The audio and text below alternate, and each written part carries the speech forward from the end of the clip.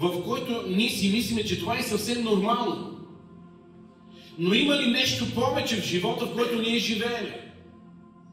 Ние вярваме в Исус, ние сме кръстени, ние говорим небесни езици, след малко взимаме и Господна, но има ли нещо повече? Има ли нещо превъзходно? Така че от тази гледна точка забележете, че когато ние имаме превъзходен дух, ние сме забелязани дори от света, че ние сме по-различни, че ние ги превъзхождаме с нещо повече. Защото вътре в нас има нещо повече, нещо по-превъзходно. И царя, чуйте внимателно, в това време този Даниил се отличаваше от другите.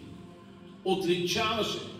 Кое е онова, което го караше да се отличаваше, да е повече от другите?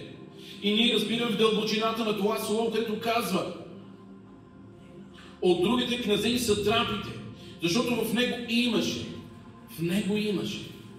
вътре в него, вътре в живота му, вътре в съдбата му, вътре в дома му, вътре в семейството му, вътре в работата му. И имаше превъзходен дух. И царя намисли да го постави на цялото царство. Тоест той разбра, че този превъзходен дух, който беше в Даниил, може спокойно да управлява царството.